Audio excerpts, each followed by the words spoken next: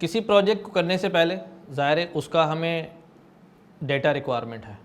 ये data acquire कैसे किया जाता है, एक्वायर करना मतलब जमा कैसे किया जाएगा। हम कोई प्रोजेक्ट करना चाह रहे हैं, कोई मशीन लर्निंग मॉडल ट्रेन करना चाह रहे हैं, तो ज़ाहिर है उसके लिए हमें डाटा की ज़रूरत है। तो अब डाटा किन रिसोर्सेज से और किस तरह कलेक्ट किया जा सकता है, तो उसमें सबसे पहली चीज़ होती है मैनुअल लेबलिंग।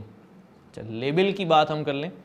लेबल क्या चीज़ है? लेबल है वही आउटपुट जो हम डाटा के साथ दे रहे हैं, यानी कि डेटा देंगे और आउटपुट जो डाटा को मशीन को समझाने के लिए दे रहे हैं उसी को हम कह सकते हैं अब डाटा भी दे रहे हैं और लेबल भी प्रोवाइड कर रहे हैं। तो अब हम डाटा जमा तो कर लेते हैं, हमें बाज़ औक़ात उसकी मैनुअल लेबलिंग करनी पड़ती है। जिस तरह आप इस एग्जांपल में देख रहे हैं कि कैट है तो साथ में कैट लिखा हुआ है, तो एक पिक्चर जो है वो डाटा है और उसके साथ जो उसकी आइडेंटिटी है कि वो कैट है, this is the label, data और लेबल। दूसरा नॉट कैट, फिर नॉट कैट। अब ये नॉट कैट क्यों है? देखिए हमने पहले डिस्कशन किया था कि जितना भी नैरो इंटेलिजेंस का काम है वो एक सिंगल टास्क परफॉर्म करने का है। जो भी मॉडल होगा वो एक सिंगल टास्क परफॉर्म करेगा। अब अगर मैं कोई मॉडल ट्रेन करना चाहता हूँ जो ये जान सके या ये बता सके कि जो पिक्चर मेरे सामने आई है वो कैट की पिक्चर है या नहीं, तो ऐसी सूरत में अब मुझे डाटा की लेबलिंग किस तरह करनी पड़ेगी।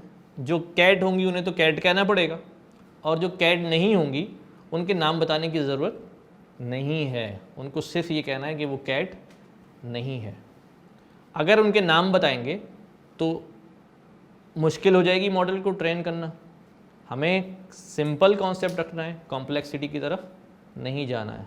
इसलिए आप दीगर तमाम आइटम, दीगर तमाम पिक्चर्स जितनी भी होंगी उन्हें नॉट कैट कहेंगे, क्योंकि आपका ऑब्जेक्टिव क्या है कि जब वो कैट आ जाए तो वो उसको आइडेंटिफाई कर ले। दूसरी चीज़ों का नाम आपने प्रेडिक्ट करवाना ही नहीं है उससे, तो इसलिए उनके नाम देने की ज़रूरत नहीं है।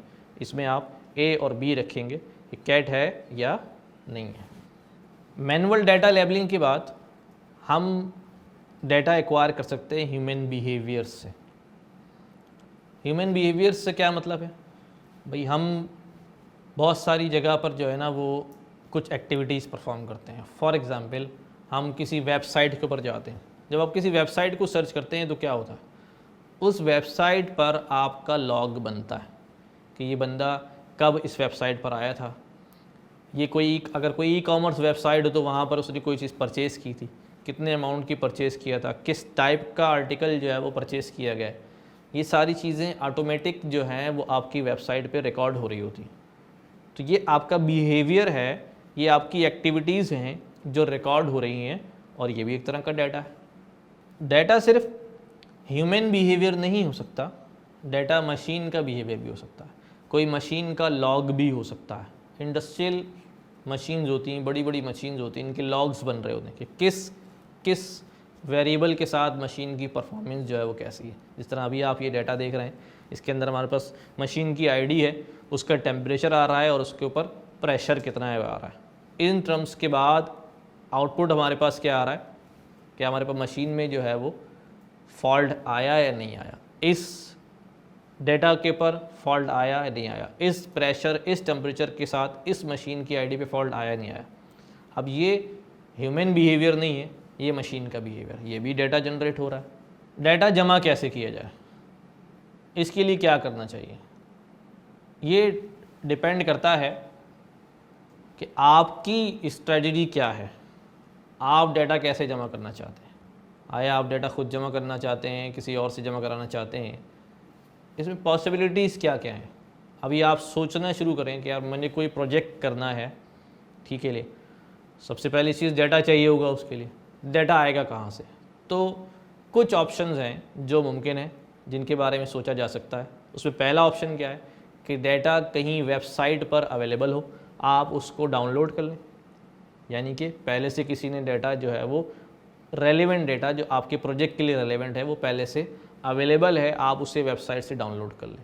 लेकिन ऐसा हो सकता है कि फ्री में अवेलेबल ना हो, तो आपको परचेज़ करना पड़ेगा।